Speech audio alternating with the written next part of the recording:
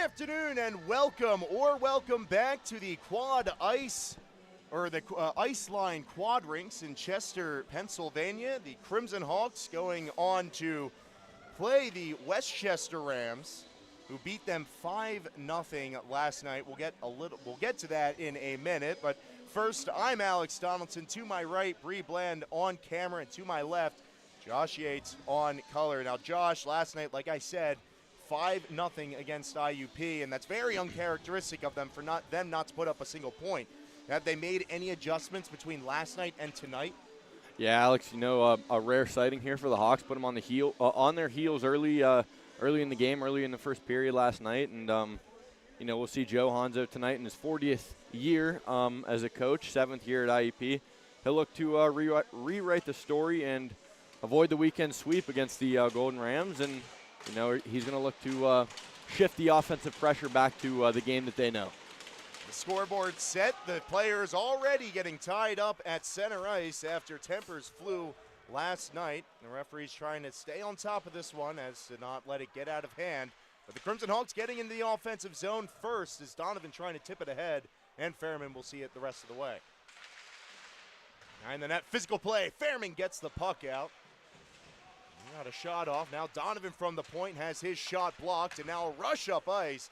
But Donovan stops it in its tracks. All the way back down.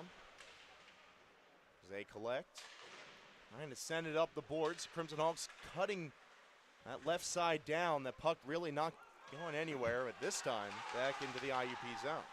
Yeah, Alex, and the Hawks here tonight, they look to play their own game, dictate their own speed, especially in the neutral zone, which usually they take pride in. But last night we're unable to connect a lot of clean passes. But tonight, they hope to, of course, connect those clean passes. And you can't win a game unless you score a goal, which was the story last night. So they look to change that again here tonight. A stretch pass that time, a little wayward offside the call, and the neutral zone faceoff won by the Rams, but the Crimson Hawks defense doing a good job of puck tracking and getting possession back. It's Ziemba behind the net, giving it to Hamblin. The near side, Adams takes contact, loses possession. It's tipped back in, stays in the IUP zone. Adams has control. London will send it back to Ziemba, and things will settle. Yeah, Alex, and I'd like to mention, we mentioned it last night as well, but these two teams going head-to-head, it truly is a clash for the ages, you could say, because they're exactly alike. They have the same physical play style. You look for these long stretch passes. That's a big part of both of these teams, and it's a good one. It's going to be a good one tonight for sure. Yeah, the Crimson Hawks already showing some fight here in the first period, hoping to make it a little more competitive. Again, last night gave up 2 in the first. They showed a lot of resilience in the second period. The third just got away after all the penalties added up. So the Crimson Hawks staying on their best behavior as a man goes down. In the corner, he still got it to the point. And cycling with it is Hershey. He gives it off. A drop pass, shot blocked by shot from Myers was blocked. Now to the corner, this way it comes. Into the middle, Hershey with a quick pass off. And Melito tried to finish it, but a glove saved by Nathan Gates getting the start tonight, or this afternoon. Yeah, Alex, and the Hawks may not have came out on top last night, but they saw a great glimpse of what they can be, especially in the second period. A lot of peppered shots onto the goaltender, and they're just hoping that they can maintain that through all 3 periods today, and net a few behind the netminder tonight is Chad Zimmerman for the West Chester Golden Rams. Yeah, both teams with their top goalies out there. Again, Goldschmidt got the shutout last night. He will sit on the bench and get a chance to restart that streak another weekend. This one all the way back to the Rams zone. Boker blocks it at the blue line. He hesitates. And the call is offsides against IUP, another one.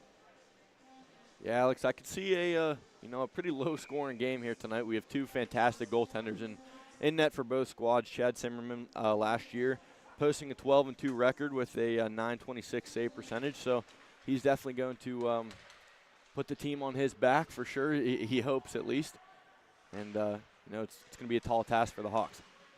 Back out, Dixon couldn't control it as it went through his skates, and now stretch pass a little bit off the mark. This one will go wide of the goal and will be icing against the Rams.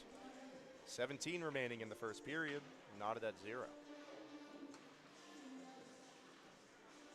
So all the way back to the offensive zone go the Hawks, and that's where they've spent a lot of time. But in the shot department, they're trailing at this point 2-0. They haven't gotten anything on.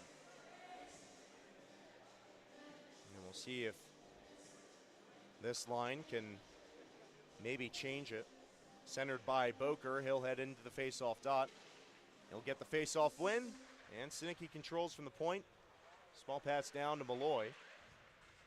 It's broken up. The defender comes away with possession. That one all the way across the blue line now. Another turnover in the neutral zone. And it's swatted back down by the Rams. Sinicki to Malloy. That one was intercepted.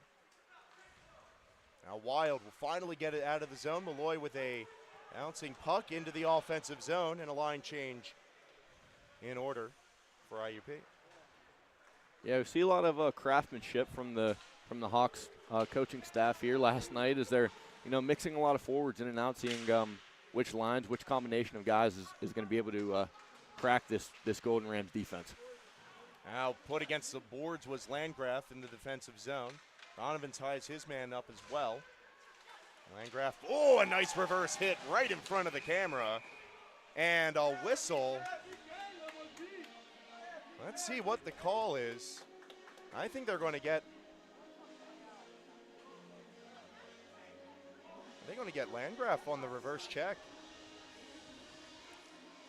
Yeah, and that certainly hurts for the Hawks because, that's a huge part of Landgraf's play style. He's a small guy on the ice, but he's got a huge heart, and certainly size is not an issue for him because we saw him last weekend, challenge some of the biggest guys on that Hershey Cubs roster, and he's going to keep the same play style and same mindset out here tonight. Still not sure what the call is, and we will keep an ear out for the announcement. As of right now, it is Jacob Gray sitting for IUP. It's all the way back to the West Chester zone.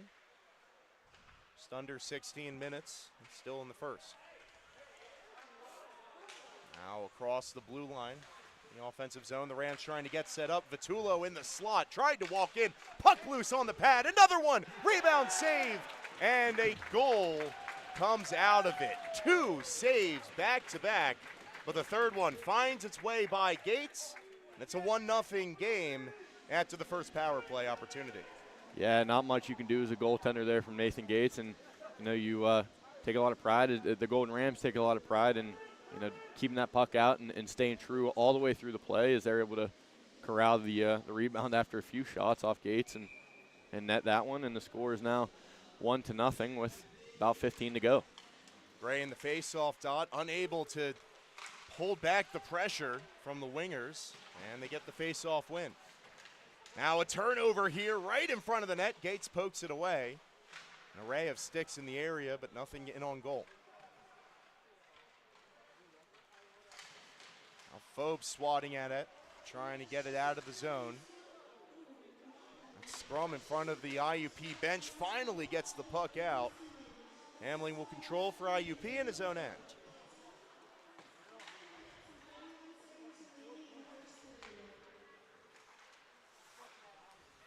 Ziemba sends it back to his defensive partner. Well, this way, Landgraf. He'll dump it. Chasing is Phobes. He ties up his man on the boards. Let the Rams come away with possession. A good poke there by Jace Rearick. He's cross-checked down, and that's going to be penalty against the Rams. Yeah, Alex, you see the hustle, see the heart from Jace Rearick there. He doesn't give up on the play and fighting for every puck. Even though it seemed like the momentum was coming back down the ice, but he's able to fight that one and draw the penalty. And we'll take a look here at the IUP power play for the first time tonight. Yeah, you understand that physical battle on the far boards, but you just have to use your body. You can't use the stick. It's a lot easier to just pull up the stick and cross-check, but done illegally. IUP to their first man advantage, and the Rams send it all the way down off the opening faceoff.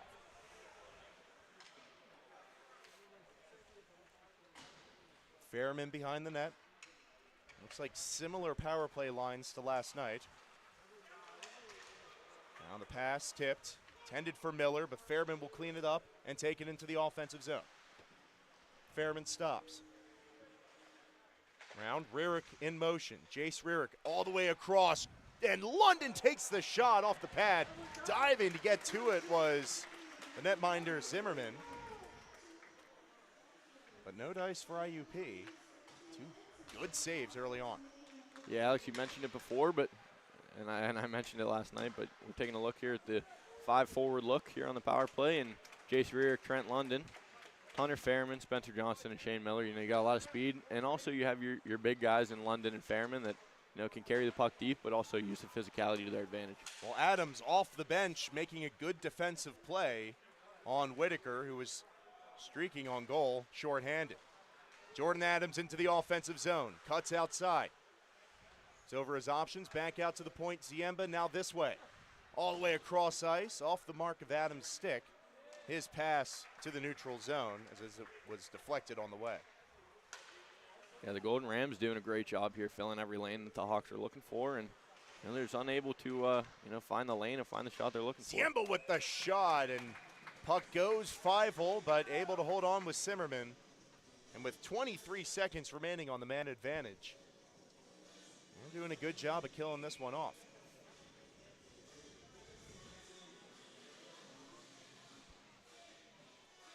So we talked about the different power play looks, this including two defensemen. Looks like a regular 5-on-5 line out there with only under 20 seconds remaining in the power play. Makes sense. Soy with a shot, deflects off a stick in front. Defensive stick, I should say. And Duffield sees it go into the net. Yeah, you have the two powerful shots up top in Zach Soy and Kyle Ziemba. You know, Kyle Ziemba also has the speed to take it in deep if he needs to. And then you have Jordan Adams playing as the bump man in the power play and looking for a tip right off the shot of those two big defensemen. Boker, the only lefty on the ice for IUP at the moment, gets that quick shot off on the faceoff. Malloy will enter the face-off dot. Tie up, clear up the wall, and Soy will keep it at the blue line.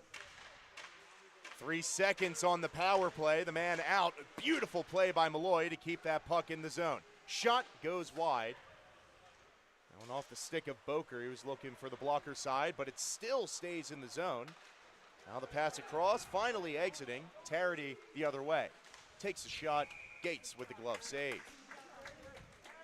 Yeah, Alex, and we're seeing a little bit more of the play style that the Hawks are looking to put out there every night on the ice. Last night, you saw that they were a little slow in the first to get their legs moving, but you know, in the second, they looked very good on the offensive pressure, and you're seeing that their legs are a little bit more alive here in the first as well, and it looks more like a stalemate more than it did last night, at least. Bouncing around in the slot, a dangerous puck picked up by Sela. He'll move it up. Short pass intended for Landgraf goes wide. And he'll take his man to the boards. Scrum in the corner. Puck pokes free. Under 12 minutes to go in the first period. And it's cleared down the ice. Sinicki getting back to this one.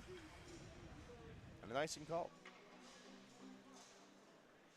Yep, and we've seen some of the true identity that the Hawks, I mentioned it, you know, last week, and I'll continue to mention it all season, but you know, the true heart of the grinding fourth line. They have a lot of guys that have been swapping in and out in these last few games, but tonight it's Braden Landgraf, Jacob Gray, and Peyton Phobes, and you know, Gray has the size for sure. We have him listed at about 6'5", so certainly you're going to have the big physical role in there. But then you got the two smaller guys in Peyton Phobes and Braden Landgraf, but certainly they play about the same size as Jacob Gray, and they will. You know, they'll throw their body around if they need to as a true fourth line. Yeah, as we just saw in the corner, Landgraf taking his man to the boards. And they've had some pretty heavy collisions over the past, a little bit over an hour of game time between these two teams. And another one there, attempted by Johnston. Cleared all the way in. Sela will collect for IUP. And off the boards, the Crimson Hawks getting a lucky bounce. It's Johnson in the offensive zone. Cuts inside and shoots glove side, saved by Simmerman. Soy stepping up on the play. Good job by the captain to keep it alive, but the Rams control it in their own end very well. They'll get it all the way up as far as Donovan. Another stretch pass he's batted down this game. Yeah, great hockey IQ there by Donovan. He was able to flip his head real quick and see the streaking man through the neutral zone, and was able to go over and intercept that pass. Line change for the Crimson Hawks after that dump in. It's blocked, sent back to their own end.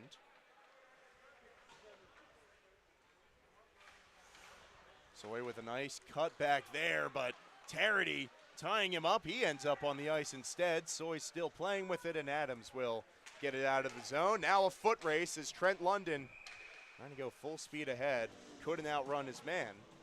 Now at 10 and a half. It's a 1-0 game. Yeah, and we saw the shot counter heavy in favor for the Golden Rams around this time in the first last night, and you know, the Hawks are able to take the lead here. You know, we're still early in the game for sure, but you know, they take the lead in the shot counter, and you know, it's only a good sight for the coaches that their offensive pressure is, you know, back where it should be. Yeah, they're starting to connect a lot more in the offensive zone, and they are beneficiaries of some lucky bounces as London has it in the offensive zone. Thinking shot, and a glove save by Simmerman to keep it out. And they're taking advantage of those pucks to the neutral zone. They're scooping them up and getting shots on, but still a 0 on their side of the scoreboard. Now a shot goes wide left. Good tie up there. Hershey, the man doing it. Drop it off. Melito trying to find it for the Rams, and he will be the one to get possession on the far side and receive a hit from Ziemba, knocking it out of the zone. Yeah, and that's that true two-way style from Ziemba. He's able to, you know, kind of swap his play style back and forth and be a puck-carrying defenseman and take it deep if he needs, and then, you know, play as a true defenseman there and throw his body on the line. Yeah, it's great to have IQ on all 200 feet of the ice. He is one of the many players on this team that exhibit that. Wild on the right wing. He'll dump it left. And now the Crimson Hawks on their heels as the Rams trying to get across the blue line and ended up entering before the puck did. So delayed offsides, and the Crimson Hawks clear it back down the other way. It was Malloy. Yeah, you mentioned it last night. We saw it again right there, that Hawks utilizing the poke check and the stick lift as much as they can, because, you know, they're super physical, so they can tend to take some time in the box. So they're trying to, you know, limit that as well and just keep the stick in play, and, you know, they definitely use that to their advantage as well. Yeah, the Crimson Hawks using the size a lot more to the advantage tonight, as they've been winning a lot more one-on-one puck battles. There's a stretch pass just wide of the stick of Malloy, trying to go up ice. Pass the other way. Myers sees it to the offensive zone. IUP controls it, sticks him. All the way up. Malloy gets a piece of it. No icing and a change for the Crimson Hawks. That forward line not very fruitful. We'll see if that third line ends up switching up before the end of it. Now a stretch pass all the way up ice as Bertigiano got a shot on Gates. He handles it smoothly. Just over 8 minutes left. Yeah, shot right in the breadbasket of Nathan Gates. We saw Evan Sala as the 7th defenseman tonight, first time on the ice. He gives chase, but no dice, and it'll be a defensive zone face-off for the Hawks. And we haven't seen many of those stretch passes go through for the Rams, and that was a case where it did, and they did get the shot off. Definitely want to avoid that. Again, that was a huge reason why they fell behind in last night's game, was the transition game. And this game, the defensemen staying back and staying with their assignments, not allowing for those easy opportunities.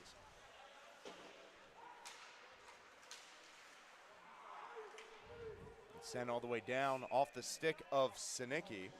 That will be a icing. We'll head the other way. Yeah, and you mentioned the size in the defenseman, and I mentioned it last weekend, but, you know, another one of the true identities of the Hawks is to keep the physicality present, especially in the defensemen, and certainly with the size and matchups and pairings that Coach Hanzo is putting on the ice, it's definitely going to translate for him. Yeah, when you can put two 6'4" guys on the same line and they're shutting it down defensively, you're in good shape. Just overwhelming physicality in their own end. That seems to be the MO. And they've held him to just 5 shots in the opening 13. Now a shot comes in, deflects, or is blocked in front, and good stick by Phobes to send it back out to the point. He'll chase his man. Cutting back inside and taking the shot, that time was Crane. Now all the way across, and Crane, he was a lefty, would have had a one-timer there. Instead, it went to the corner. And now a smart play by Landgraf to get it off the boards and up ice.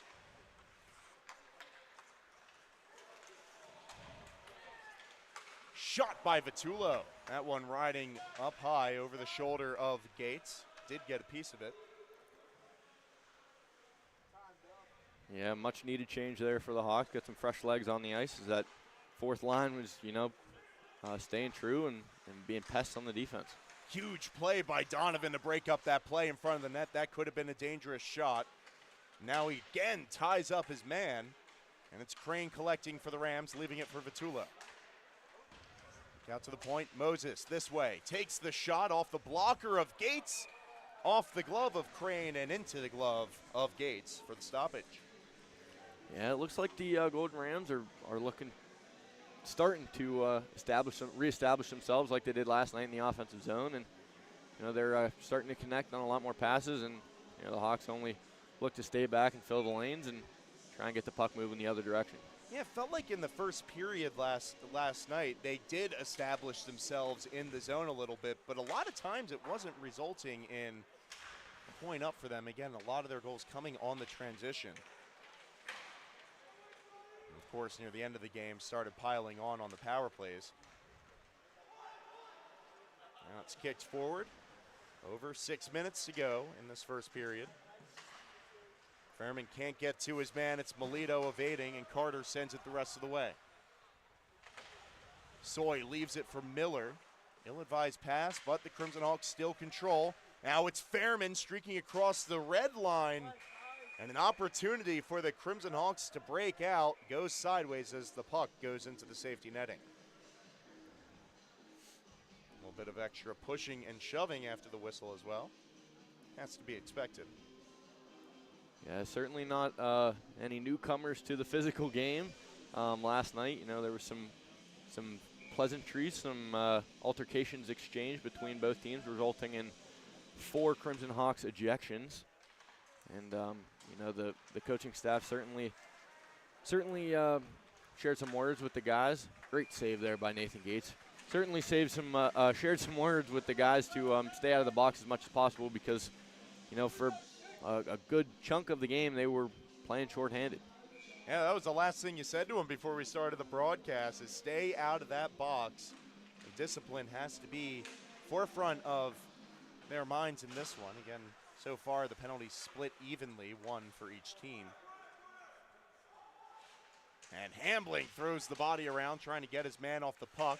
Still loose. It's yellow jerseys in the area. Ziemba controls from behind the net. He'll get it off the boards and into the neutral zone. Delayed offsides. Now Ziemba with the pass off the boards intended for Adams. He got a swipe on the stick, but couldn't get to the puck. Another one off the boards, off the mark. It's sent back to the defensive end.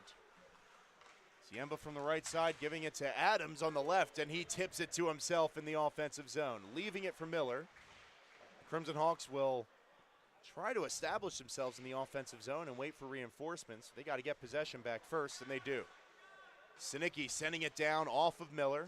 Sinicki sending a one in, a bouncing puck, dangerous shot. Now Miller sending it to Ziemba. Crimson Hawks doing a good job of cleaning up their own mistakes. A lot of the weird bounces they're getting back to really quickly, and that was where a lot of the separation happened in last night's game. Good that they're assessing that in this early going. Yeah, certainly the hockey gods are looking down on the Hawks tonight as they were a little unlucky last night as they were, unable to convert on the offensive side. But they're getting a lot of the pucks to fall on their blade tonight, and you can only hope that continues to happen. They're getting to a lot of these puck battles, and again, just owning the neutral zone. As soon as there's a 50-50 puck, like you saw right there, it's a black jersey on it. Sent all the way down behind the net. Gates elects not to come out and play that. And Dixon will take it from his knees to Malloy. Boker across the blue line. Looks for the shot and goes for the blocker side. Takes a hit for his effort. I'm sure he will trade that hit for that opportunity any day. Now Vitullo with a lucky bounce off the boards and a beautiful pass across. Shot and a pad save by Gates on Crane. Yeah, fantastic job from Nathan Gates there, able to close the angle off and limit the amount of net that he was able to see and get a huge stop there one-on-one. Phobes in the offense or defensive zone tried to get a quick pass to Soy, and a defensive miscommunication results in a shot. No harm though. Under 3 minutes to go. Shot comes in on goal. It'll be the 10th for IUP. And we get a stoppage. Yeah, Alex, and a stalemate in the shot department. 10-9 in favor of the Hawks, and it's a very evenly matched game, much more than it was last night. The Hawks are doing a great job of fixing their mistakes that they made last night and establishing themselves early in the zone. And the Golden Rams look to continue what they did last night as well. Now Landgraf getting in there, throwing the body around. Gray in the area as well. But the Rams come away with the puck battle win. Now from the corner, poked forward. Crimson Hawks heading back on their heels. Moving up with it is Carter. Cuts back outside, takes the shot, aiming glove side that time. And Gates with an easy save. He saw it all the way.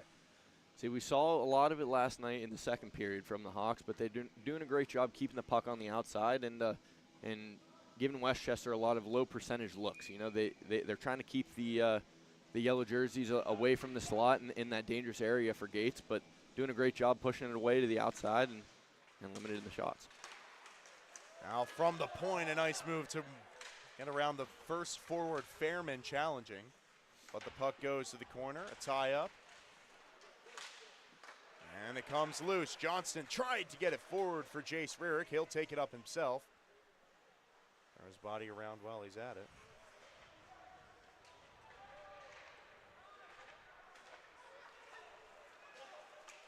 Now up ice, the puck goes. Hershey getting to it in the corner. Hambling tying him up.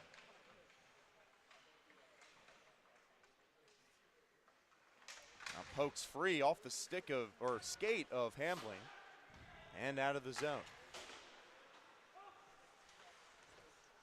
And just about 90 seconds to go in this first period. Still a 1-0 game, but the Crimson Hawks trying to get something going on offense as the puck in the offensive zone.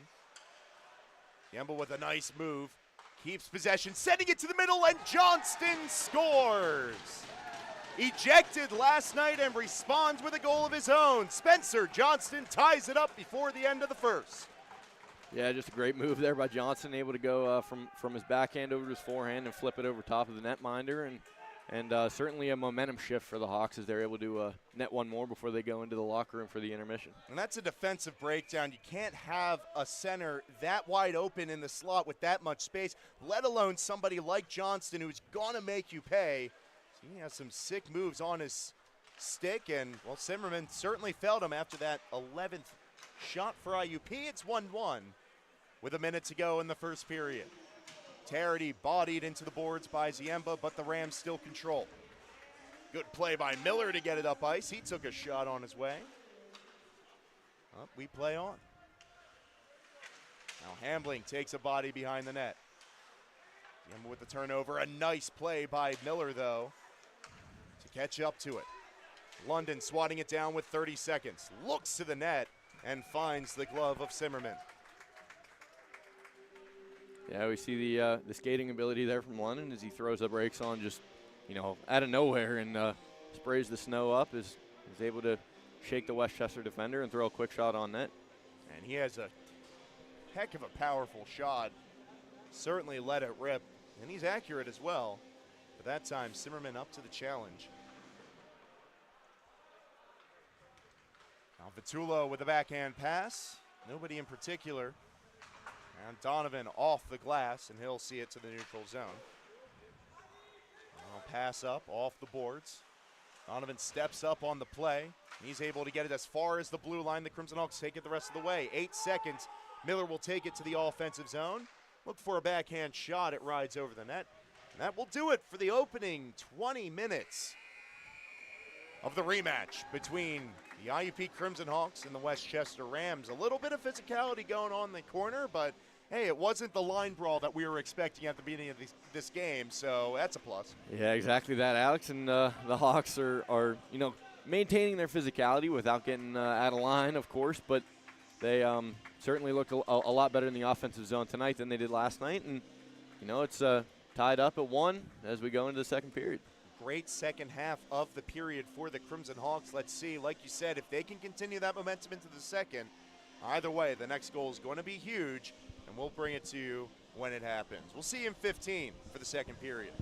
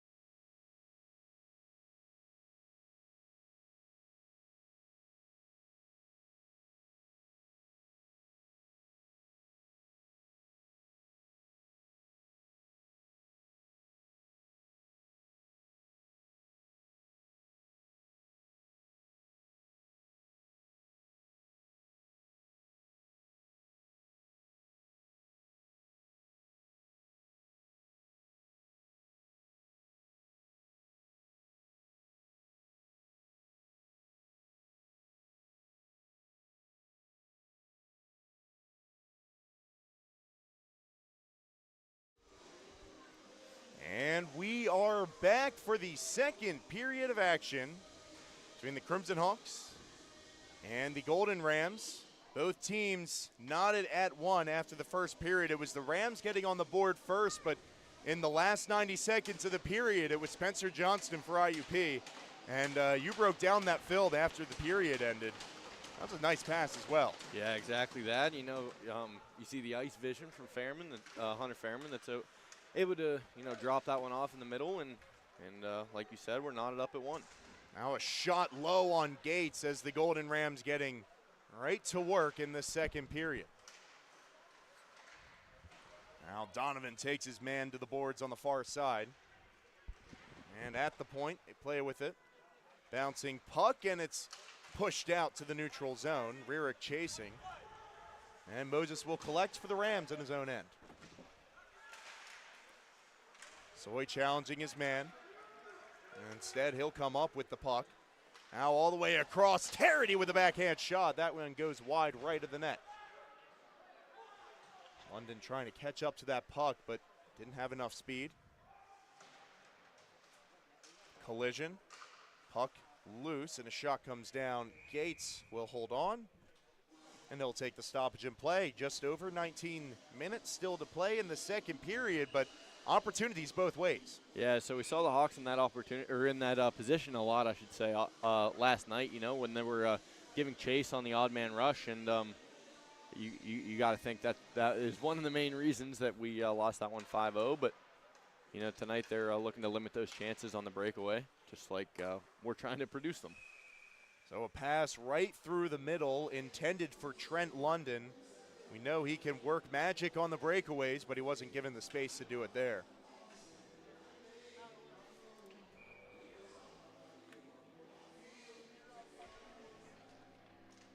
Miller in the face-off dot. Can't get the win there against the opposing player, Connor Stratton. Puck comes back, delayed offside against the Rams as they delay in exiting the zone. And the Crimson Hawks will take it up. London the intended target again. Another puck battle in the corner. Now a shot and a goal by Shane Miller. What a snipe. Wow, that pass came out of nowhere straight from the corner. And the snapshot beats Zimmerman on the glove side. 2-1. Wow, Alex, that's just a rocket that was sent in by Shane Miller. The puck falls on his blade, and he's able to look up quickly and find the angle to beat Zimmerman, and he beats him over on his left side over against the right post. Caught me completely off guard, but that has to be the MO in this second period, is getting those quick passes and quick shots, because playing with it for too long, the Rams are just catching up to the puck.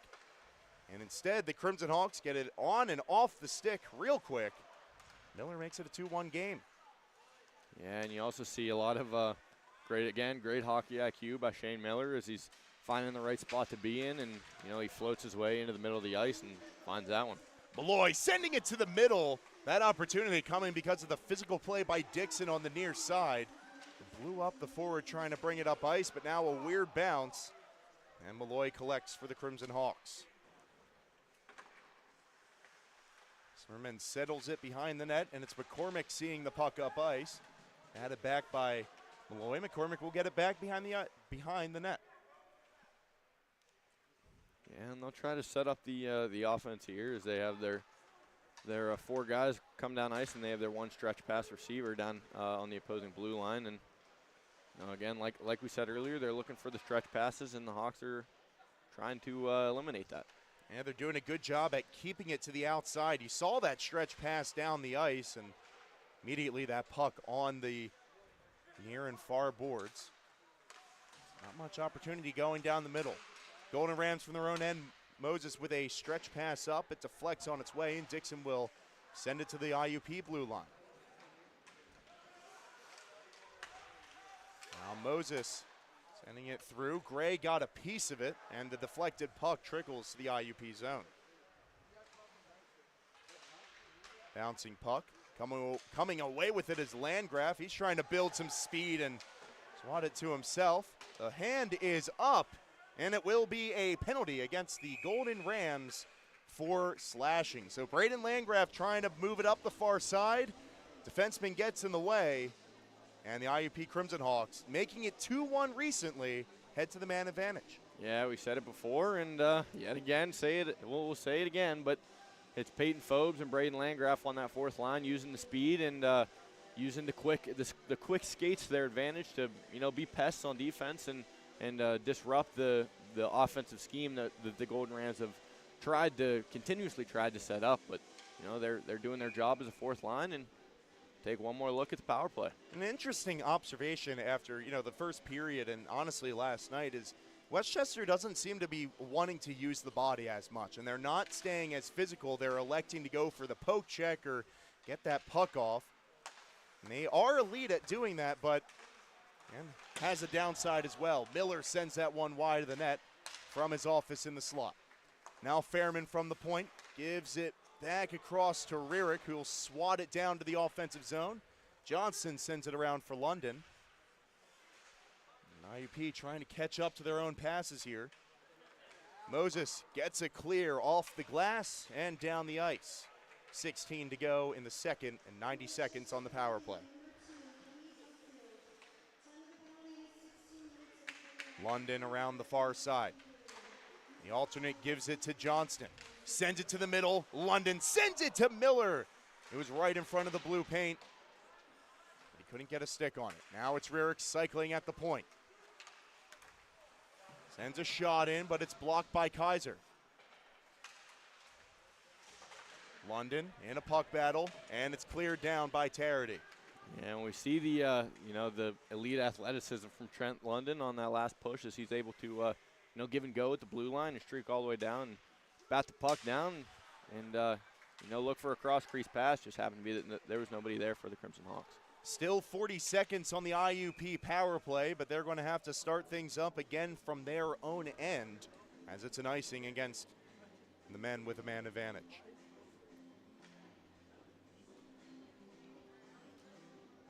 We'll see what the game plan is coming out of this face-off. The two-defender look is back out there for the IUP power play. And the face-off win. IUP controlling in his own end is Soy. 30 seconds on the power play. He kicks it forward, and Boker takes it with speed. And to put on the brakes there for a second, and Soy will send it the rest of the way. The opposite corner. Zimmerman with a nice stick play to break up IUP's plan. And now with 10 seconds remaining on the power play, Crimson Hawks will be content to keep it in their own end and get something started even strength. Yeah, and it looks like just that last 30 seconds was, like you said, unfruitful for the Hawks. But they were just unable to get anything set up in the final parts, and it ends up coming back to even strength.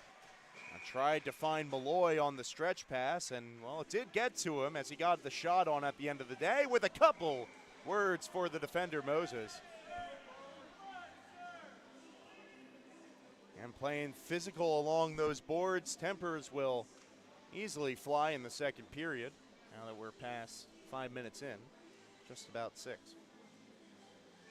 Yeah, and I don't know about you, Alex, but I'm honestly surprised that that's the first kind of altercation that we've seen. Sala's shot sailing high.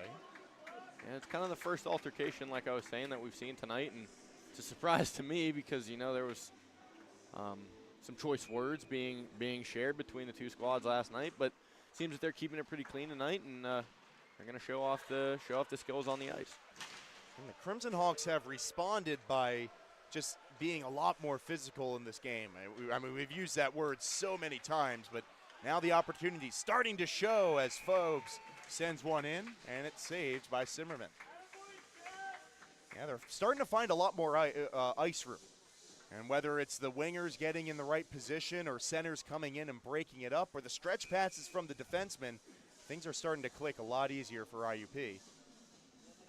Yeah, and I think you got to, show some praise to the coaching staff because they're trying to figure out the West Chester defense as well, and you know, we've seen multiple playing styles, and you can only hope that they're going to use all three or four or five even play styles that they're going to attack to convert on the offense.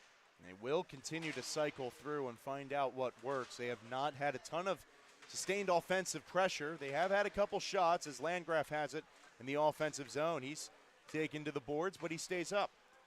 Sela sends a missile in on goal, and Zimmerman will save it and get a pause. Just like we were saying, you got the huge physicality role in that final line with Evan Sela at D, and then you have Jacob Gray in the middle looking for the tip.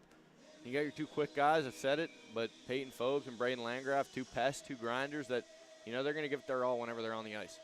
So now the first line out there for the Crimson Hawks. Line that got the initial goal for IUP. Up against the top line for the Golden Rams as they try to get it out of the zone, but the Crimson Hawks playing physical and keeping possession. It's Rierick who had it on his stick, and the net comes off before he could do anything with it. Now Rierick pleading his case to the official. I don't think there's anything that can come of it, but making sure that the net gets back on and an offensive faceoff. Yeah, we saw Hunter Fairman, number 3, playing forward tonight, a little slow to get up, but skates off, seems to be okay, and he's going to stay on the ice. That he will. Neither team electing to line change after that back and forth action. And we continue. Over 13 minutes to go in the second period. It was a 1-1 game after the first, 1 goal in the second, and that is the only thing separating these two teams at this point. Long stretch pass the other way, delayed offside. Now Rierick takes contact as he tried to get the puck across the blue line.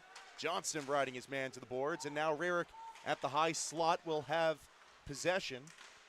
And a deflection in on goal off the stick of Fairman right in front. Zimmerman with the save and a gathering to his right. Yeah, and you know, the last 2 or 3 stops, we've seen some, of course, friendly gatherings, and you know, now we see exactly. We see the tensions rising for sure, and can only hope that the fireworks stay within the whistles and stay in the play, and we'll see a good game here the rest of the way. Certainly, you know, a game that the Crimson Hawks would like to see, because they can dominate as long as they can keep their physicality within the right parameters of the referees. They've done so tonight. Again, significantly better discipline. And they've enacted their game plan a lot better this afternoon. Ziemba has it roll off his stick at the red line. So Hershey will take it back. The defenders will send it up. Carter, the intended target, but a good interception by Hambling to shut that one down. London with another forced turnover in the neutral zone, and the black jerseys, well, that's where they've been controlling it in the second period, is that neutral zone. Either way, it's into the offensive zone. West Chester with a good shot. They had men in the area, but the shot going wide off the stick of Melito.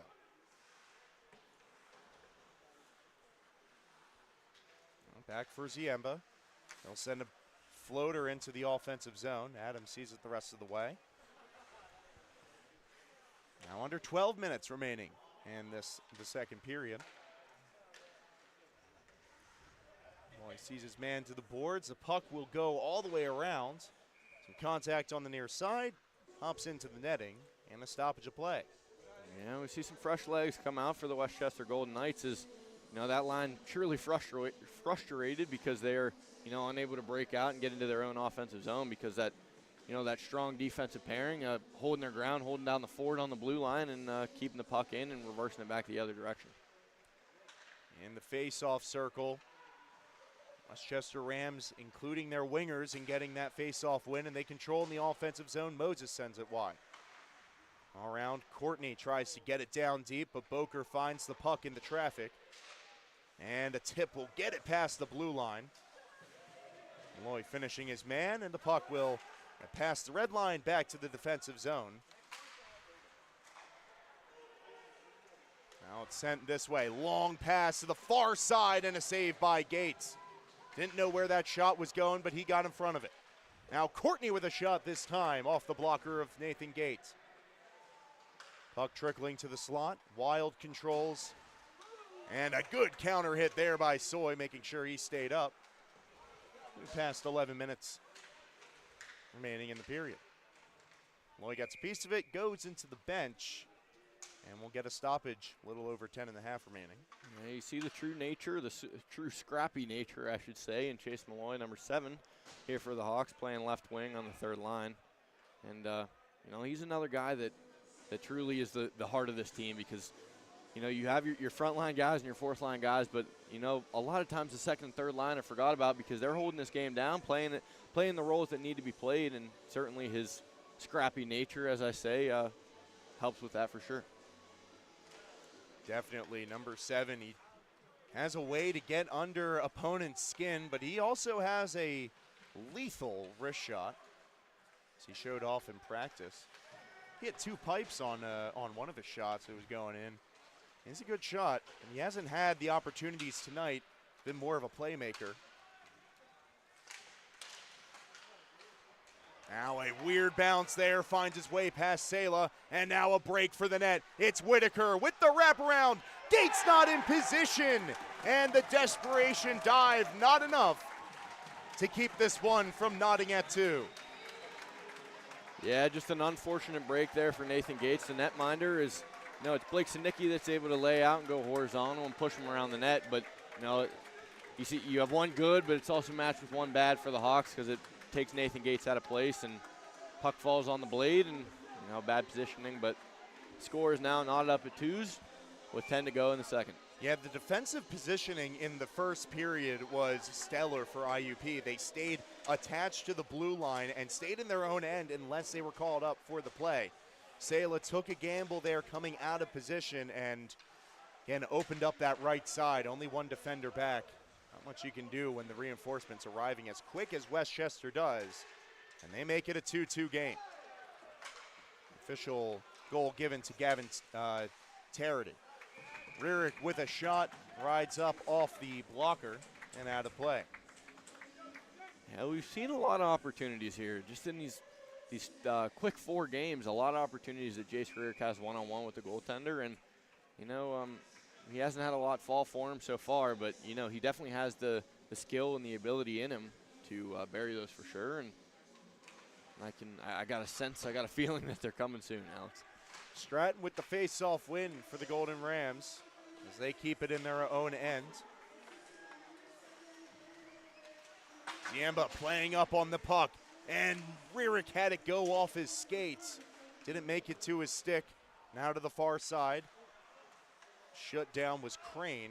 Good defensive play by Hambling. And he'll throw the body around for good measure. Now Rierick getting past one man.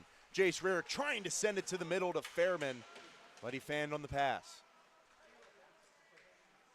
Now bouncing puck all the way up. Hambling from the point sends one down. Now it's Fairman with the turnaround behind the net. Adams with a shot. Rebound still loose. And Zimmerman will cover. Batten down the hatches. The defenseman taking care of business out in front. Yeah, certainly some words are going to be exchanged after, you know, there's blades thrown at your goaltender, especially on a loose puck like that. But, you know, the Hawks have nothing else to do there when you see the puck bouncing around, and all you can do is, you know, throw your desperation blade at it and hope you can get the right tip. But, you know, the West Chester Golden Rams are a little unhappy with that one as well. Yeah, they've been quicker to rebounds tonight, and the Crimson Hawks just, as soon as that puck comes in, it feels like that puck is sent immediately out by the yellow jerseyed stick. Miller in the faceoff circle. Try to get possession back for IUP. The wingers help, and the center, the one to come away with it. It's Melito. Got it out to the outside. Hershey sending it back to the middle. Carter shot save by Gates. That one coming a little down low, but now it's Jordan Adams with speed, cutting left, taking the shot. Head hunting on that one. And he finds the glove of Zimmerman. And Zimmerman's just putting on a clinic here tonight for the one-on-one opportunities that he's getting with the IUP skaters, and And, he's doing a great job tracking the puck all the way through right off the blade of the shooters. We haven't seen Adams really break out in a lot of, open ice scenarios, and I'm sure we will as the season goes on, but he's a guy who can really, really make defenses and goaltenders pay if he's given enough space in the offensive zone. Again, their breakaway ability is certainly a huge part of the IUP breakout offense, and they have plenty of capable forwards. One of them there, Adams, taking his man to the boards and getting that puck free. Still riding his man. Great shift by Adams so far. And then exactly that, the reason he's wearing the A. He's shown a very great pass first mentality here this season, and he's a playmaker at its finest. I don't know if you saw the referee's arm go up, but they did. So at 8:07, a minor penalty going to be assessed to IUP. We'll see who heads off, and looks like who is it going to be? Is it London or Miller? It's going to be Miller. So a penalty killer is going to sit for the Crimson Hawks, as they will have to kill off 2 minutes of a WCU power play. Yeah, and certainly an important one at that. Shane Miller is, the heart of the penalty kill typically whenever he keeps the structure, blocking lanes and blocking shots when he needs to. But, we'll take a look at this penalty kill in this unit for sure. He's also one of those stretch, breakaway players who can, really make a goalie question things shorthanded, and with that open ice room, that's one of his top opportunities. Instead, another penalty killing unit coming out here, Wild and Boker, both of them great forwards last night. Huge reason why the Crimson Hawks were able to kill off 8 of the penalties assessed to them. Yeah, as icing is the call for West Chester, and the Hawks will get a shorthanded offensive zone faceoff. And we'll certainly take it. A new center coming out here. It looks like Johnson's going to take this one. Fairman, the forward, to his right. Hambling to his left, couldn't get a stick on it. And the Rams will control from their own end. 90 seconds. Miller will remain in the box. And the Rams trying to take advantage. All the way back, Ziemba lost his stick somewhere in that moment. And Whitaker with a point-blank shot misses the net. Yeah. Now a quick pass. Tulo getting it to the near side. A nice move. The point man, but he couldn't get a clean pass through. Johnston intercepts, and Fairman, the lone forward in the offensive zone. He'll see it moved by Simmerman. Yeah, sigh of relief there for Nathan Gates. It's Whitaker that misses wide, as he was staring him down,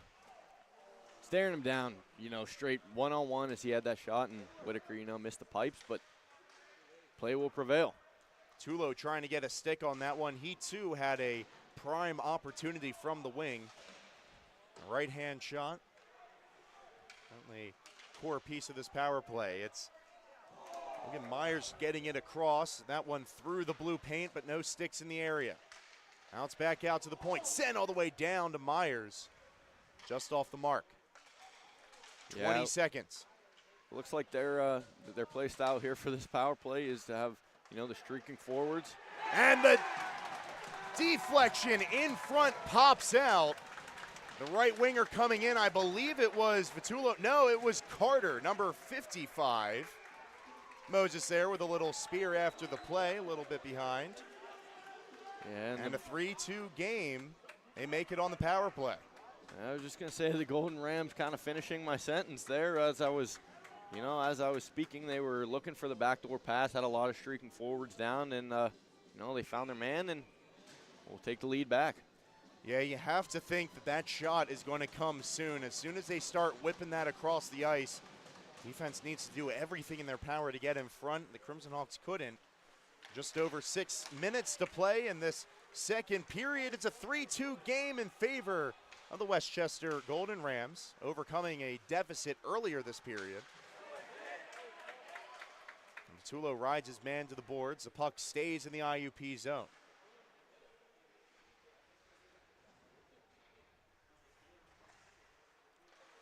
Miller with a backhander, gets it through the neutral zone, and London tracking his man.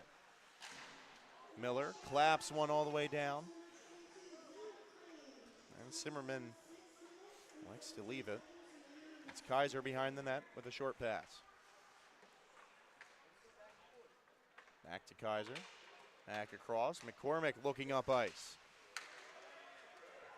Got a piece of that one, but it goes into the offensive zone, and following it up is Emmett Seaman. He tried to throw the weight around, but he stayed on his feet. Shot goes wide. Another one, that time blocked by Sinicki in front. Rams not getting a ton on these shots. Just trying to direct them near the goal. And a bouncing puck on the far side. Swatted back into the IUP zone. It's Sinicki. Yeah, so you said it, not a lot of clean shots here for the Golden Rams here on this offensive push, but you can kind of feel the momentum shifting back towards the middle of the ice, and as the life's kind of brought back into the home fans here, and as they get the lead and look to add on to more. Now the near side, the puck comes.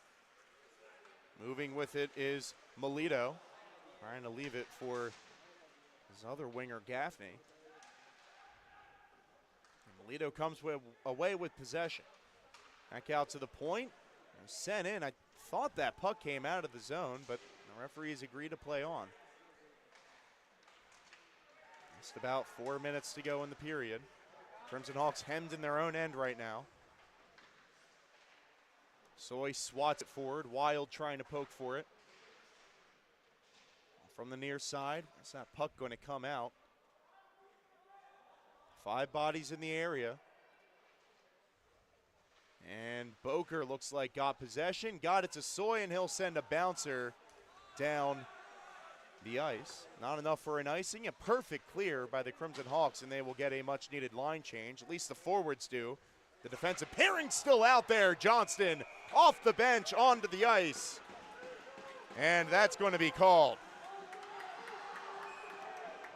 Yeah, and here we go again, Alex. This was the story last night. You got a lot of physicality, a lot of emotion on the ice.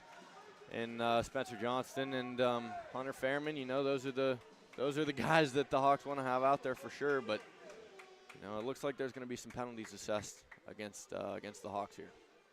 And Rierick heading first to the penalty box. He wasn't the one with that late hit. As the referee's conferring. The two respective captains for each of their teams. Vitullo to the left, Zach Soy to the right.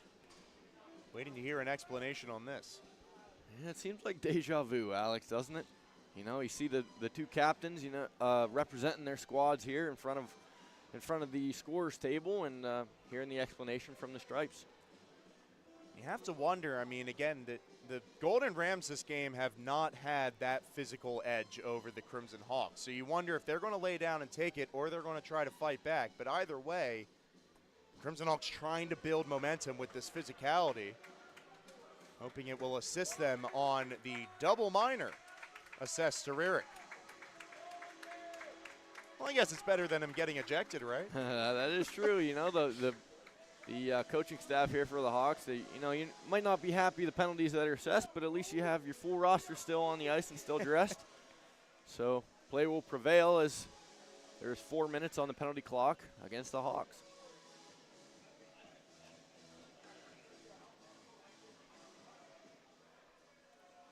Yeah, the Rams discussing on the far side. Already have one power play goal this game, the most recent one, the goal to break the deadlock.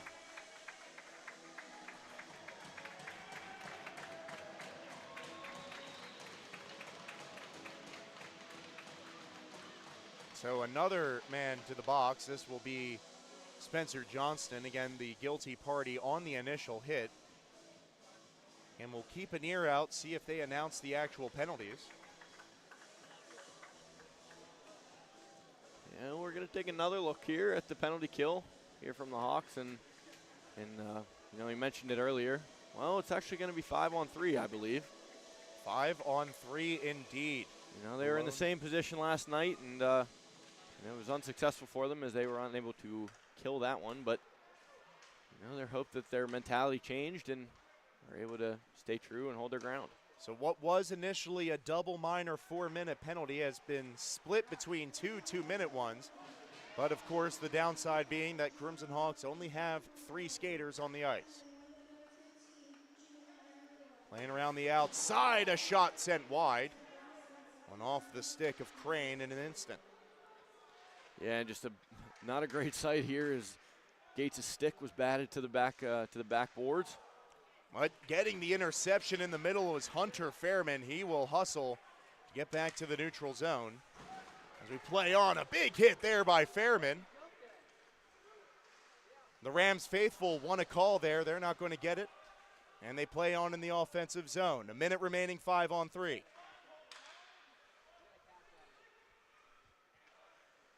Now back to the wing, and that shot hit the outside of the net. Fooled more than a few in the stands, but not Gates or the players on the ice. Yeah, certainly fooled me, Alex, but now another shot from the side, another one into the glove of Gates. Fantastic work from Gates as the Hawks defense is doing everything they can, filling the lanes with, just 3 guys, but you can only do so much, and you gotta put a lot of trust in your goaltender Gates, and he does a great job there. He just tracks the puck all the way through and get another faceoff. And it's so challenging to challenge the Rams on the power play because they host such a huge skill set of speed. And they have used it to their advantage to get around players before, so the Crimson Hawks just sitting back and trying to get in the way of the lanes. Keep that puck from moving across ice too much. Now a quick pass across, back out to the point. Dangling with it is the defender, and he sends it wide of the net. Thought he saw a hole, and he didn't. Vitullo cycling back, 15 seconds remaining on the 2-man advantage. A snapshot turned away. The far side, Vitullo. Back to the point, Whitaker. Was expecting the one-time pass. He doesn't do it, and the pass broken up. 3 seconds remaining on the power play. Shot saved by Gates, and the puck squirts out. And Johnston will see it the rest of the way. 90 seconds remaining in the period. 3-2 the score. Yeah, and I'm sure the coaching staff here for the Hawks can take a deep breath. It feels good to get that one out with, without any additions to the scoreboard from the West Chester Golden Rams. But we're back to full strength, and we got 90 seconds here to play, and Hawks look to maybe even it up going into the third. Yeah, they got a goal in the last 90 seconds of the first period, given they were building a ton of momentum in the second half. Let's see if they can get something started here in the end of the second. But for the past 5 minutes, only been all yellow jerseys in the offensive zone. Now a bouncing puck, finding its way to Adams. Jordan Adams tripped up on his way in. No call.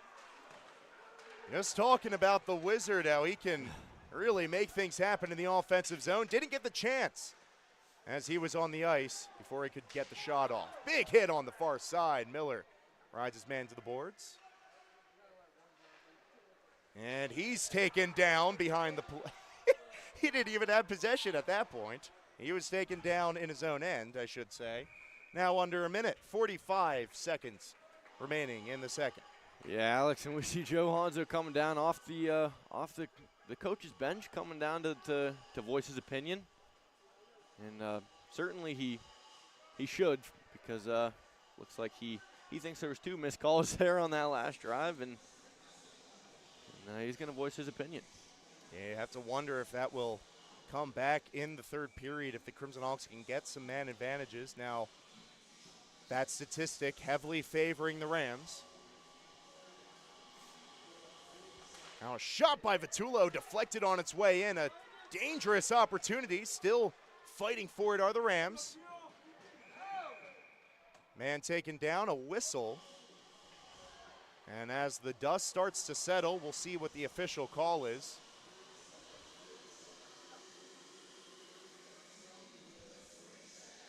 Yeah, I don't really know if anybody in this arena is exactly sure what the call will be.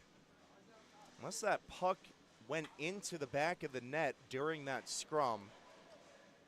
Yeah, this face-off is going to come out of the zone, so Believe that's what happened, is the puck just out of play, in parentheses, air quote. Yeah, and we'll see a neutral zone faceoff. 30 to go in the second. And like I said before, but tensions are still rising, still going. And we're up for a good third period for sure. Yeah, it's a little bit of excitement here in the second period as Crimson Hawks really starting to show that physicality, but again, the penalties are starting to tick up as well. IUP on a delayed offside. They'll have to cycle back. 10 seconds remaining in the period. I keep making that mistake. Sinicki gets his man to the boards. Hit there will break up the play, and 3 seconds left, then 0. We'll do it for the second period. Both teams scoring in the second, but it's the Golden Rams who come out on top after a couple of special teams advantages, and they're feeling good heading into the third. We're feeling good as well, right? Yes, sir. Well, then we'll be back in 15 minutes for the third period, and hey, maybe we'll see some of this boil over. We'll see you soon.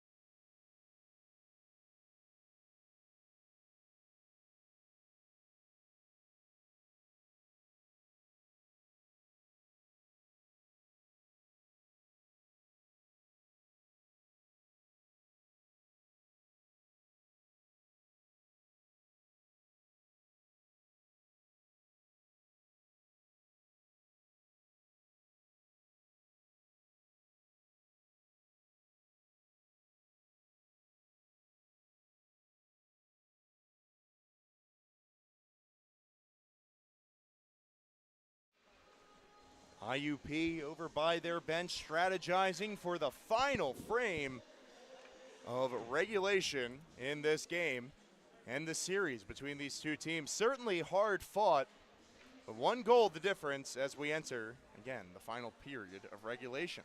Yeah, the Golden Rams were able to break the stalemate last period, and they're up 3-2 now as we go into the third. And, you know, it even looks like now that Coach Glavich is still exchanging some words with the referees just as they come right off, and maybe tell them to look out for certain things that they might be missing.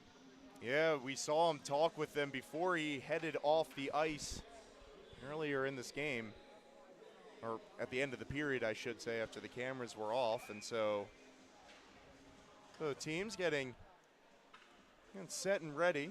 Crimson Hawks finally coming away from the bench and taking the ice. We'll see the first line out there for IUP. Start this one off.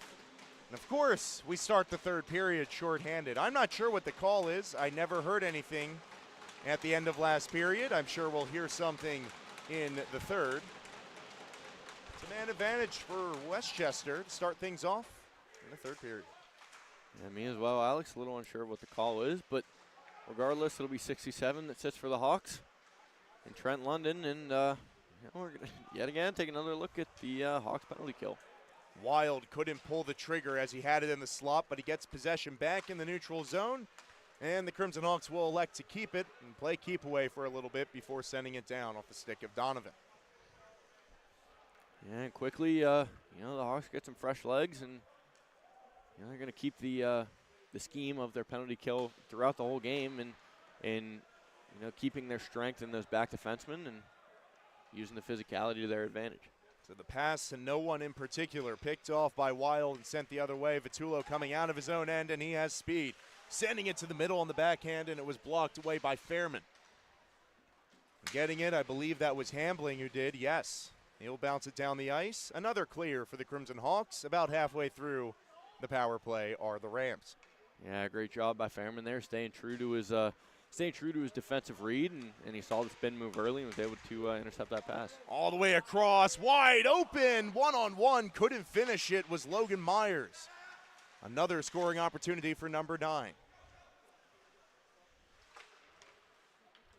Now the puck bouncing this way. Moses will give it to Myers. On the wing, sending it to the middle. It's blocked in front by Fairman, and he's feeling all of it. Now another pass across, teeing it up, and a great play. I believe it was Hambling who got a piece of it to redirect that pass away. Now a shot goes in wide. 15 on the man advantage. Cutting one-on-one, and Gates shuts him down with the blocker. Wow, Alex, just fantastic work there from Gates. He gets horizontal and lays out, makes a stop. Certainly there was a lot of momentum working in West Chester's favor there as they were peppering him with, numerous shots, but he makes that save, and the Hawks get the clear.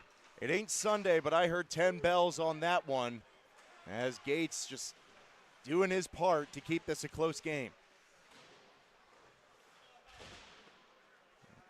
Again, even strength as the penalty expired at 18 minutes. And it's sent to the middle. Now London streaking through the middle, creating separation. Trent London scores! The defender had the opportunity to swat it out, but he missed. London didn't. It's a 3-3 game in the third. Yeah, and I've said it before, and we'll say it again. You see the generational speed that Trent London has when he turns those jets on. Man, nobody's going to catch him, and he splits the D right at the blue line. He goes all the way in, gets one-on-one, and he's able to roof that one and tie the game back up. Yeah, like I said, the defender's coming back, swatting at it, but London, when he starts churning through the ice, I mean, it's like a 600-pound horse. Set it right down, ton of speed, and put that momentum on the puck. Got it past the net, and again, once that puck starts bouncing in that direction, it is so hard to get the hand-eye right and swat it away. Yeah, certainly a statement goal for sure. Again, it ties up the score, but not only is the score tied up, but the momentum kind of comes back to the middle of the ice as London's able to go right up the gut with that one and just bury it and play an even game again. Yeah, that goal coming just seconds after the penalty expired. As that penalty kill certainly gave them momentum as they head back into the offensive zone. It was Boker with a backhand shot. Glove down by Zimmerman. He's had a good night.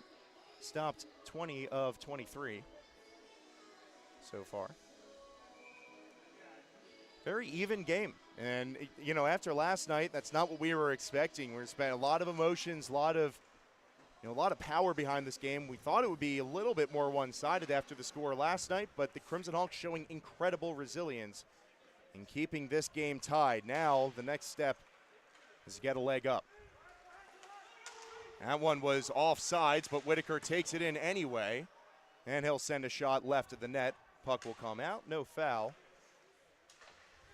16 and a half to go in the third. Gray will send it the rest of the way.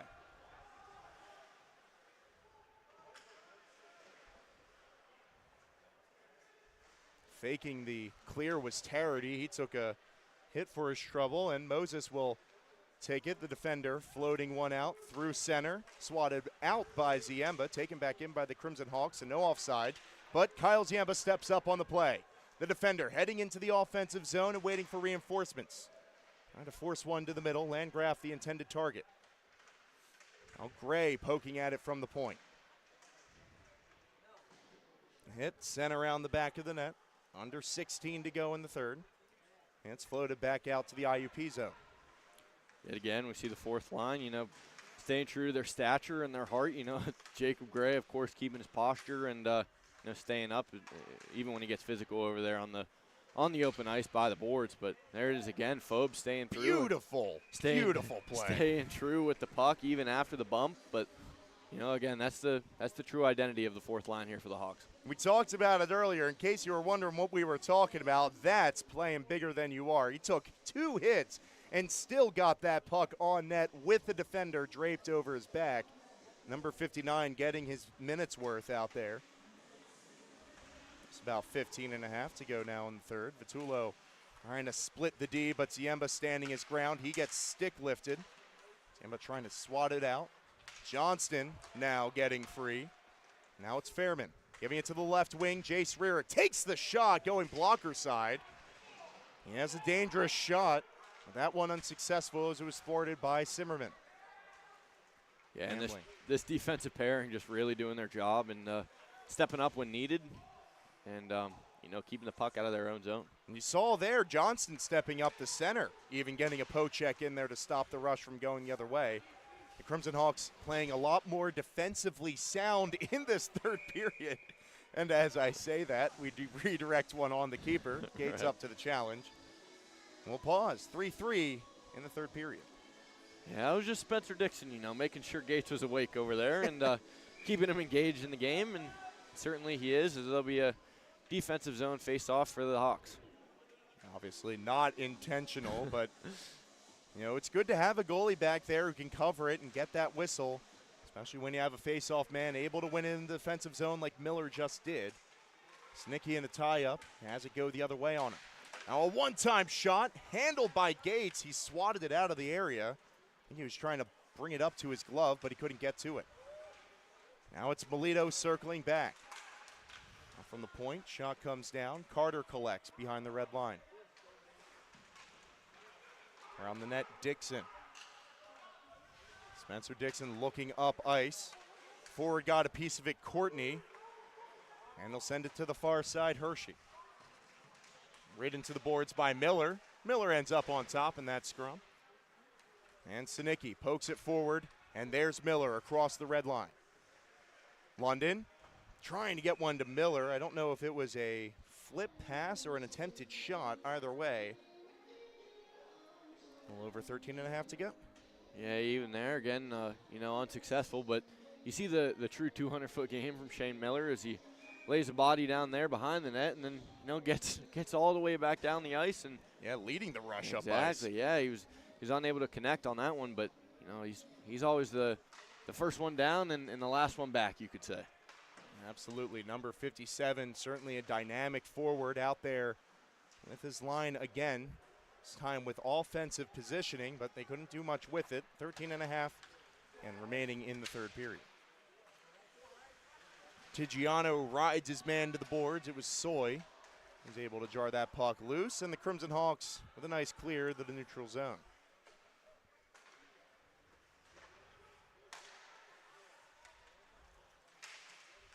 Bouncing puck at the blue line. Soy doing a good job to step up and get it out. Now he has it through the neutral zone into the offensive zone. London cutting back to the middle. He was tied up, but the Crimson Hawks get to it. A shot goes wide off the stick of Shane Miller. A whistle made by the center ice linesman. I don't know what he saw from the neutral zone. He's pointing the other way. And it looks like it's going to be an offensive zone face-off following the penalty assessed to Gaffney for West Chester. It'll be 2 minutes. An infraction in the defensive zone is not what you want to be taking in a tied game. Yeah, especially at this point in the game. You see everything on the scoreboard's all tied up. The shot counter's tied at 25, and of course the score's tied at 3. So certainly an untimely penalty here for the West Chester Golden Rams. But a timely opportunity for the Crimson Hawks as they look to convert on the man advantage. Soy looking up ice. He'll dump it in from the red line. Boker chasing. A bouncing puck settled by Malloy on the near side. Puck just not getting settled by the Crimson Hawks offense, and it's all the way back down for Gates. Has a forward attacking. Tried to get that pass to Soy, but he was making a line change. And the blocker side shot goes wide. Good tip there by Tarity. Shorthanded, he got the shot off, and still offensive pressure. It's Myers. Has McCormick on the right side. That's where he's going to go. Malloy intercepts. Yeah, great job by Malloy there on the 2-on-1. He's, throws his body down and blocks the passing lane, and is able to isolate the shot for Gates, and you know exactly where it's coming from. Power play already halfway done. Rierick takes the shot, goes right into the glove of Simmerman for a whistle. 52 remaining on the man advantage. 11:44 in the game. Regulation, I should say. Yeah, and you see Rierick showing off that shifty speed he has. The lateral movement that he can go from board to board. In a heartbeat with the puck, and just throws that one on net. But Simmerman says no, sir. Yeah, that movement is key on a power play, but again, you want to be passing that puck, not carrying it as much. These passes now on the mark for the Crimson Hawks as they get set in the offensive zone. Shot goes wide, 30 seconds on the man advantage. Miller, first one to get to it. It's Rierick from the point. He'll send it all the way down to Johnston, who forwards it to London. Back to Johnston. Has Miller in the slot. It's back. Able to evade 2 forwards, and the Rams will take the clear to the neutral zone. Good stick by Rierick to keep it from going any further. Rierick puts the brakes on. Gives it back to the point. Fairman sends it down. Wide open in front for the shot was Johnston, and he sent it right on goal. Yeah, great work from Simmerman there. He slides right to the middle of the net, and he read the shot before it came off, and he's there to stop it. 10:45 remaining in the third period. The penalty expired now for IUP. Off of Donovan's stick, sent back to the IUP zone. Danger here. Moving in on goal is Myers, and Gates stands tall. Great defensive play by Soy to clean it up. Now Soy, another defensive play to intercept, and he'll spring Malloy the other way. On the right wing, looking to cross, and he'll find the glove of Simmerman and stop it with just over 10 minutes to go in the period. What a save by Gates, and he is keeping his team in it in this third period. Yeah, it was just fantastic work there from Gates, and you see Zach Soy. He knew he was beat with the speed by Logan Myers, so he stays true and holds his ground, and Gates makes a save, and he doesn't over attack, and he stays there and waits for the rebound and clears it out. Soy's playing a really strong game. All the time, 74 everywhere on the ice, and especially over this second and third period, he has been an X factor for the IUP defense. And certainly why he's wearing the C this year. Exactly. Especially this game, just stepping up on the plays, and really impressed with his performance. And honestly, most of the defenders this game been playing very solid defensively and allowed IUP to keep this one now a tied game.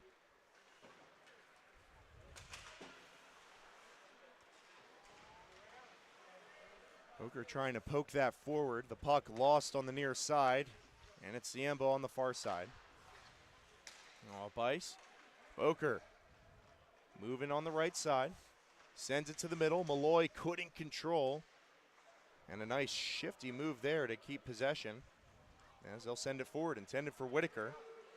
Icing canceled by the streaking forward. Sent to the middle, Vitullo.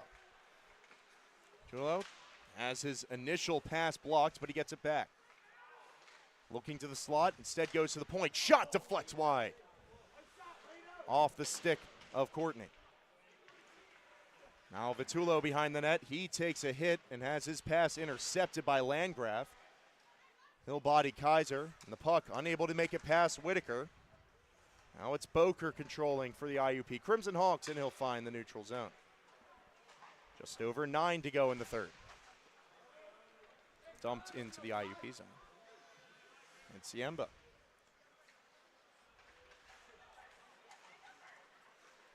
Landgraf to Gray.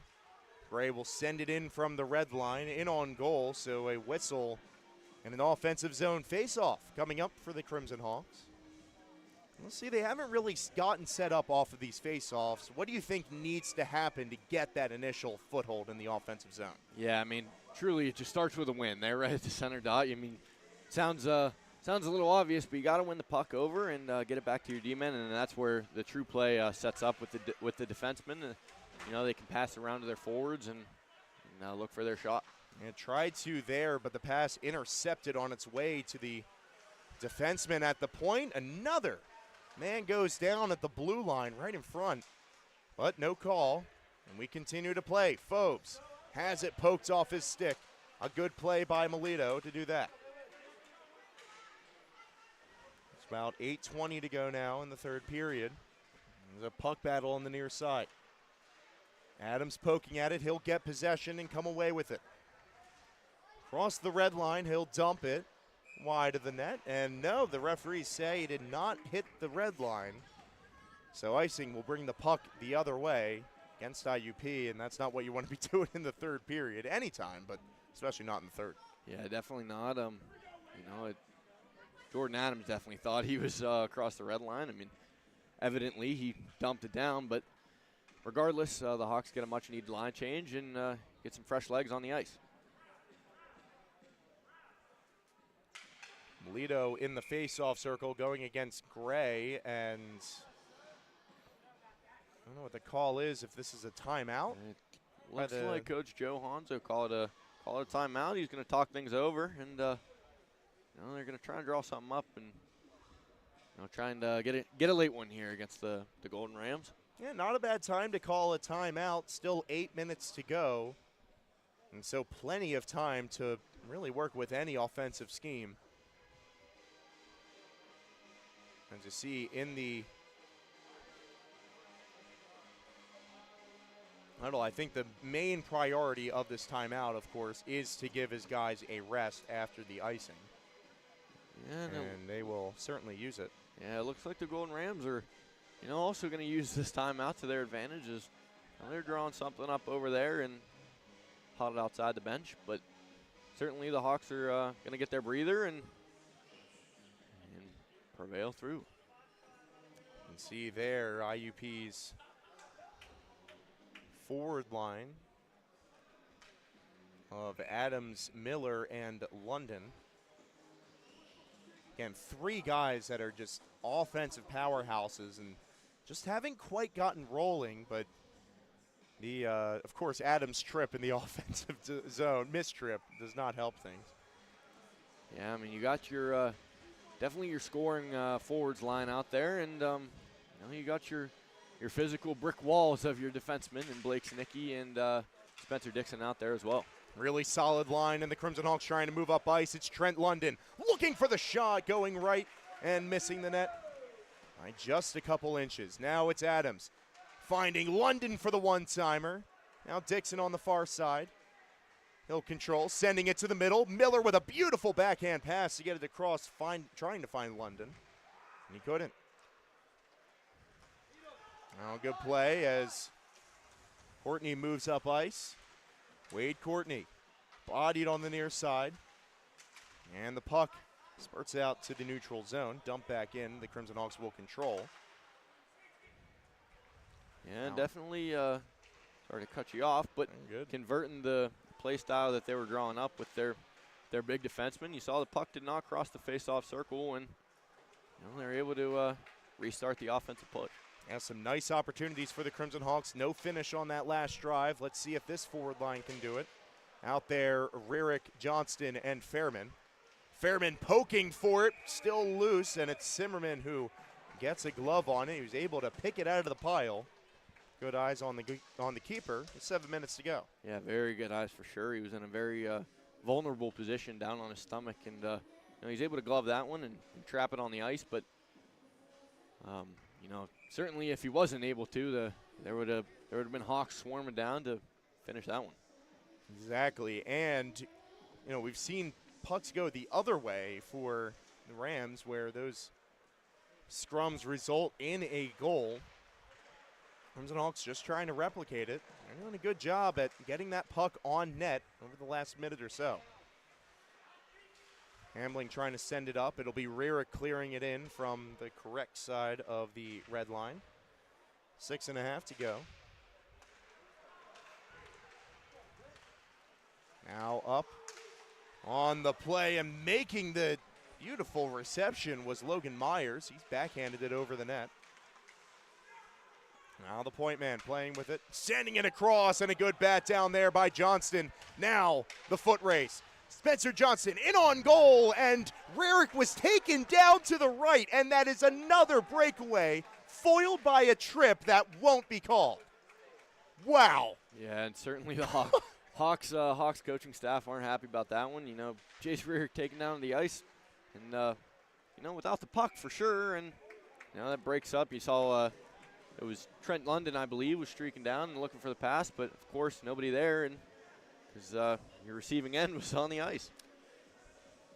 Yeah, again, it seems like this game, like I said, the physicality just hasn't been there for the West Chester defense, and they're getting their sticks in a lot of times in the middle of the skates, and it's resulting in guys going down on the ice.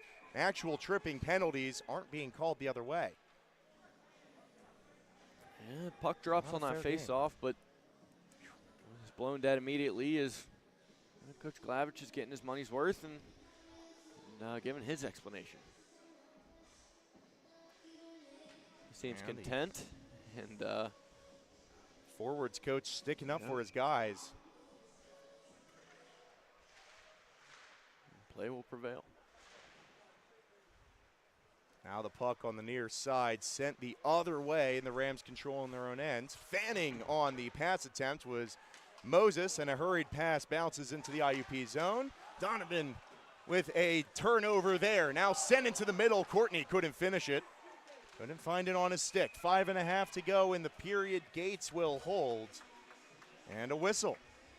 Yeah, definitely a sigh of relief there as well as Donovan makes the ill-advised pass. He was just looking to clear the puck, but fortunately there was a golden sweater there to receive it, and takes it down, kind of marched down right at Gates, but he's able to stop it and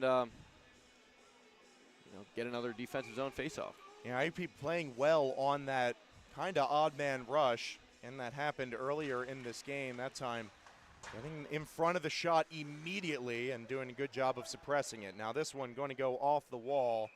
Will be an icing against IUP, so another defensive zone faceoff for the Crimson Hawks. And we're going to head over to the other circle, and the Hawks are going to look to be successful on this faceoff and yet again restart the offensive push. Adams, Miller, London out there for the Crimson Hawks. They've had a lot of ice time in this third period. Miller tripped up as he's able to get it pass into the neutral zone, and now it's London in the offensive zone. Gets a pad shot on Zimmerman. It's turned away. Now back the other way. Miller is stripped. A good play in the neutral zone. And play continues the other way. Just over 5 minutes. Sent into the middle. Covered by Gates. Off the stick of Melito.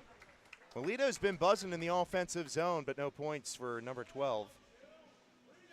Yeah, for sure. He's been showing off his speed, and certainly right there we saw another display of his elite passing. We saw it last night as well, and you know, he's got great vision of the ice and where his guys are, and he's completed some very good passes.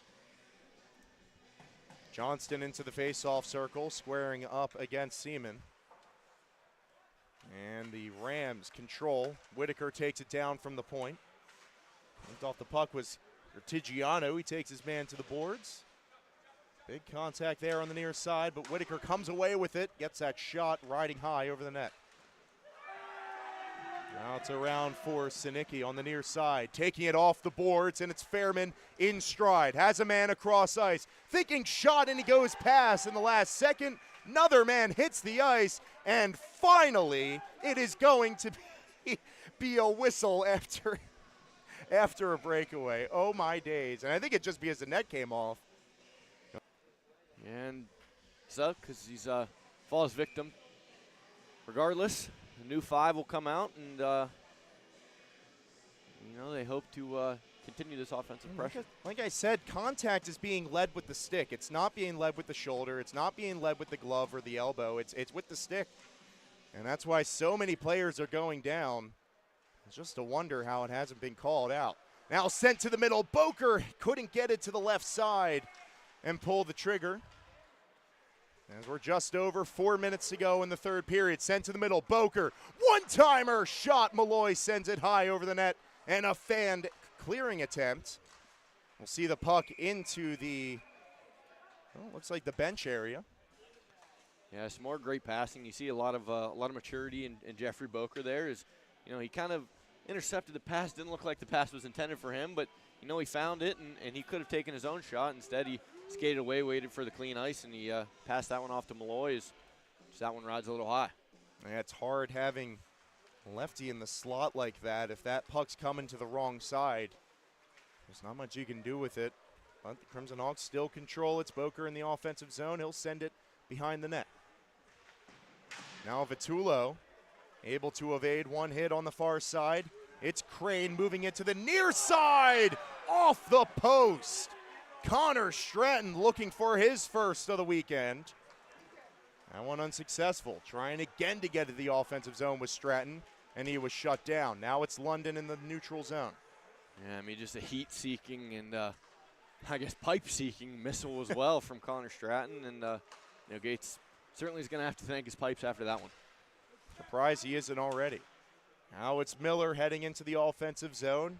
Able to stutter enough to delay the offsides. The Crimson Hawks can't get possession there. It's Miller trying to forecheck and get possession back. That's another area where the Crimson Hawks have always been strong, is the offensive forecheck. Adams gets a piece of his man. Hambling sending his man to the boards as well, off of his hip. And it's Siemba sending it in wide of the net. I don't know if he had the red line, but the referees choose to play on. 2.5 to go in the third period. Deflected pass goes into the glove of Gates, down on the other end. And we will continue to play. A turnover sent into the middle, but Hambling able to clean it up as the bouncing puck fell to his stick. Icing the call after the failed pass. 2:15 to go in the third. And, you know, these last few minutes, we're not seeing, you said it before, but we're not seeing a lot of line changes. And, you know, these coaches are putting a lot of trust in their top few forwards, and in London, Rierick, and Spencer Johnston. And, you know, they're swapping out the D pair, and certainly they have the size and have the physicality in the defensemen. So, you know, it seems almost unimportant at that point. You just need your forwards to score, but certainly the size matters in the defensive pairings. Off the wall, London gets it all the way down the ice. It's going to be another icing against the Crimson Hawks. And the team desperately needing a line change still won't get it. You can tell they're definitely tired out there. They had 2 offensive pushes and had to come back on defense a couple times. It's a long shift out there for the top line. Johnston wins the faceoff again, but this time it's Whitaker keeping it in the zone. Now it's London in the neutral zone. He'll send it down, and they're going to say no icing. Wave that one off. And we're under 2 minutes, and we play on. in the West Chester end. Just like you said, they'll wave that one off, but Hawks certainly get a much-needed change for sure. Tarity giving a quick pass off and unable to pull the trigger was Seaman.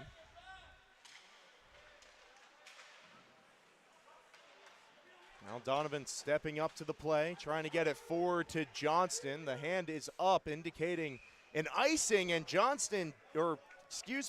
Donovan did get in front of the man, but the no-touch icing rule trumps all. And another defensive zone face-off for IUP. Yeah, certainly a close one that Donovan was at, but regardless, we'll have another defensive zone face-off, and it's just gonna. It's a matter of how many times is the defensive zone face-off. How many is it going to take for the Hawks to break out and restart their offense? And London was the only forward to get off and change after that last clear. Now it's sent around and had a wide open net, but he couldn't corral the puck. Now a shot blocked in front. I believe Fairman got a piece of it. Now it's sent to the middle. Donovan, and he'll chip one past through the neutral zone. It's batted down, and the Crimson Hawks will get a change. Third line out there for IUP. Under a minute in the third period. Stretch pass going up, and Malloy tried to swing at it. He missed it. That's off the boards. Hambling in his own end from the face-off circle, able to evade one forward. Now the pass finds its way to Boker, then Malloy. Now across, Wild couldn't get a stick on it. Stays in play. Now out of the zone. 30 seconds remaining in the period, and Boker gets it on offense. And they're finally going to enact the delayed offsides. I think that's what the call is, at least. As Boker didn't exit the zone with the rest of the team. 27 in the frame. So we'll see a neutral zone face-off here, and Malloy coming away. Takes the shot, kept it along the ice, trying to go 5-hole. That one steered away. 15 seconds in the period. Stick tie-up. I think both teams content with this going to overtime, but 5 seconds left, still pushing. 3, 2, and the clock almost out. I thought it was going to end a little bit sooner than that. I think so did the Crimson Hawks, but a last-second opportunity steered away by Gates as he was up to the challenge. So both teams will head to the benches and discuss what will occur before the fourth period of this game. Miller's actually entering the penalty box right now. Yeah, I'm sure we'll hear the verdict here shortly. Almost a buzzer-beating goal there from the Golden Rams, but Gates holds true and allows 3 and 29 shots in regulation, and the shot counter is about even for both sides. Yeah, 29-28 in that department. Waiting to see how long the overtime period will go, but of course a very brief stoppage before we get started, and nobody go anywhere. Crimson Hawks will have to kill this off. Start off overtime just like they started off the third period. We remember when they did kill it off in the third period, I mean, that's what got them their goal. To tie it up was coming right off the penalty kill within a minute. It was a tie game. Yeah, and, unfortunately we saw it a lot last night, but it did tell a lot about the squad, and, they hold pretty strong and stay true on their penalty kill. And they hope to do so one more time and get back to full strength and net one for the game. And this penalty kill certainly going to have their work cut out for them. We'll see which personnel skate onto the ice. Excuse me. It'll be 3 skaters for IUP against 4 for the Golden Rams. Nerve-wracking, as always, overtime is, but the Crimson Hawks have been here before. Both of these teams obviously have been here before. Last season, the Crimson Hawks deadly in extra time. Let's see what they can do after this opening face-off. The face-off win goes in favor of West Chester. It was Stratton getting the win. And the defenseman moves up, and it's Vitullo. Vitulo sending it to the middle. Stratton shot. Score! Now the first goal, now the official call from the referees is no goal, and I'm not sure what the official call is going to be. I don't know if that first one went in, and that's why the second one didn't. I believe it's going to be called a no goal. I think the first one was netted, but there was some sort of obstruction, and yeah, they're going to skate back to the neutral zone and you and I had continue. Yeah, you and I had a clear shot of that, but I guess the referees had a better vantage point. We play on 3-3 in overtime. Turnover here in the defensive zone. One-time shot. Vitulo on the toe drag. Couldn't finish it. Yeah, and just about 20 seconds in, and Gates getting his work cut out for him here in this overtime session. But certainly they're going to get some. It looks like they're going to get some fresh legs out for the Hawks penalty kill and continue this 4-on-3. Still a minute 38 remaining on the penalty to Shane Miller. Yeah, no announcement was made as to what it was for. Guess we'll see on the replay. Vitulo moving around with it behind the net. Dynamic forward with a quick pass, a swat out of play.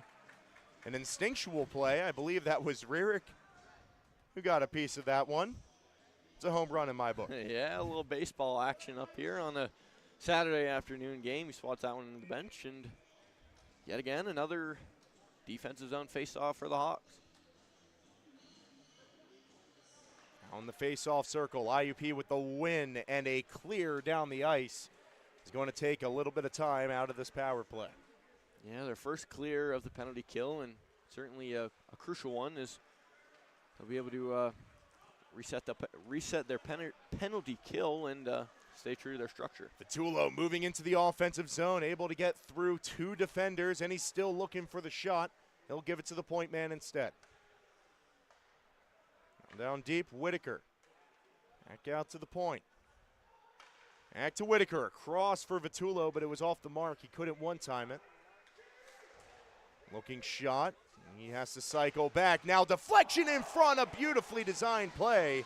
And instead the puck riding over, and the clear just barely makes it to the neutral zone. Yeah, fantastic work from Gates. He makes a split save, and the West Chester Golden Rams, they had that one drawn up for sure, and they were executing it as planned, but Gates says otherwise. Crimson Hawks couldn't get a full line change off, only one man changing. Vitulo still on the ice for West Chester, and his pass broken up. Rierick couldn't get his stick on it to clear it. 3 minutes remaining in the overtime period. The penalty almost gone, and now the clear will make it past the neutral zone as we are at even strength. 4-on-4 hockey until the next whistle. Carter in the offensive zone. Looking to the middle, blocked by Soy. And Soy playing his man, now it's Rierick. He has Fairman on the right wing. Fairman will slowly bring it up, wait for IUP to change and give it back to Soy. He'll do just the same. Yeah, definitely a smart play there from Fairman. He gets into his O-zone and throws the brakes on and gets some fresh legs on the ice. And the Crimson Hawks much needed. Fully changed after the penalty kill. A little under 2.5 remaining in the overtime period. And taking a body there was Tarity, and he lets it go back to the point. Sent to the middle, Tarity the intended target. He couldn't get a stick on it. Now stepping up on the play was Hambling. And a short pass by Adams will get it to the neutral zone. Nice deflection there by London. And it breaks up a play as a man down behind. Tarity moving to the offensive zone, but he had it go off the stick. Referees see no foul there. And we play on. Just over 90 seconds remaining. Yeah, Zach Soy will take it behind his net and will allow both teams to get a full change. And about as fresh legs, yep. About as even as it can be. It's 29 apiece in terms of shots. And still nothing solved as we approach the final minute of overtime. Hamling trying to get one off the boards. The Crimson Hawks just Doesn't look like they have much of an offensive game plan, but they get the turnover in the neutral zone. Ziemba trying to cut inside. He saw the 5-hole, but he couldn't find it. Now it's Fairman batting it down to his stick. And a good play by Ziemba to keep it alive. Another good play at the blue line. IUP keeps possession. Fairman with a beautiful pass to Miller. Couldn't keep it on his stick, but keeps possession, sends it through. Nobody there. Fairman sending it across. Ziemba claps one in the general direction of the net, but nobody in the area to deflect. Now a long shot around, under 30 seconds in the period. Ziemba sends one down, it deflected on its way. It might not have, but either way, Zimmerman saw it the entire way, and now numbers the other way for West Chester. Stratton sends one in, it's blocked. Fairman with 11 seconds left has to get a pass off here, and he will. Johnston sends it to the left. Now Donovan takes the shot, going right side, and that one well wide. And that will do it for overtime. Yeah, Alex, you saw in that final minute of the fourth period, I should say, the Hawks were really setting up and connecting a lot of passes, and certainly we're in for a treat of a fifth period. And we will see what goes on here, what the shootout lineups will end up being, as they will, again, decide the game.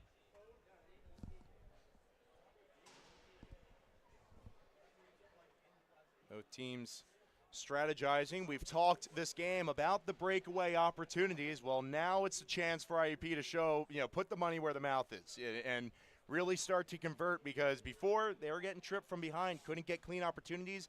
Now it's a clean slate. Let's see what they can do now without any defenders in the area. Of course, that goes the other way too. Gates has a challenge to face. Certainly a skilled Rams team on the other side, and they've shown that they have a lot of speed and talent. All it comes down to is one shot. Yeah, exactly that. You're talking about how we had a few disrupted breakaways earlier in the game, and we'll see the uninterrupted Crimson Hawks take their face-off, or take their shootout, I should say. Let's see who goes first, and it will be West Chester University. Lining up for number 25, Ray Cartigiano.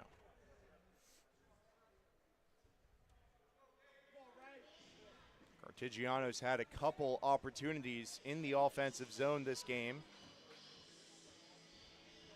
He's created problems in that area of the ice. Now it's his opportunity to take it down himself. And it's going to be the Hawks captain, Zach Soy. Discuss a little bit more with the referees as how the structure of the shootout will go.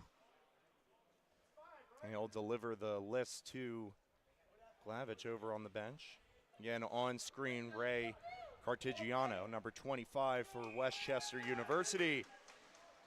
And he'll get things started at home. Going right down the middle. One-on-one, opening up Gates, but he lost track of the puck, and it goes wide. Unsuccessful on the first attempt. Yeah, it looked like Gates was following him all the way through, and it's number 25 for the Golden Rams that just unable to handle it all the way through, and the first skater out here to shoot here for the Hawks is number 3 forward, Hunter Fairman.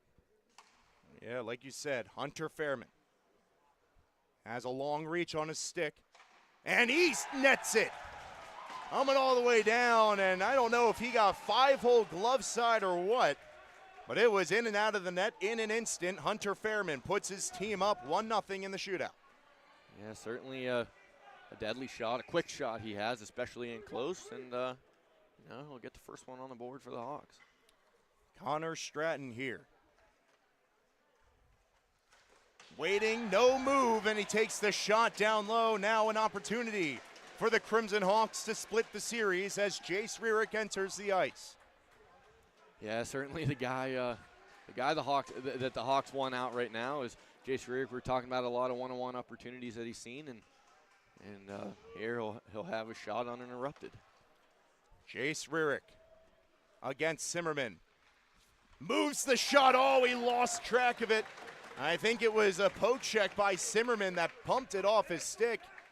Had everything but the finish there, as Rurick's hands unable to get the puck in the back. Now the next man up, number 11, Jake Vitullo.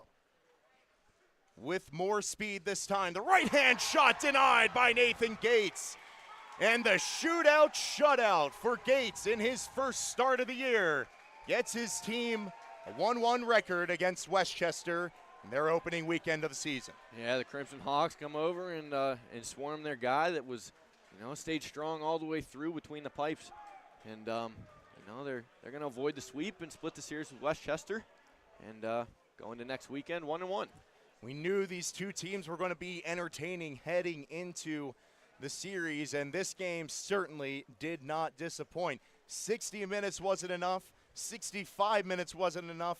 And finally, on the end, Nathan Gates standing tall, putting the team on his back and getting the win for IUP. Of course, you got to give credit to Fairman, too, on that shootout shot. But, hey, before we start giving too much credit out, you got 3 stars tonight. Ooh, I got to, first overtime game of the year and, kind of putting me on a, on tilt a little bit. But I think number 1, it's got to go to Nathan Gates. The third star, he stayed true, and especially through the shootout. Second star, maybe we'll go with Hunter Fairman. He had the OT winner and the shootout winner, and I'll leave the last star up for you.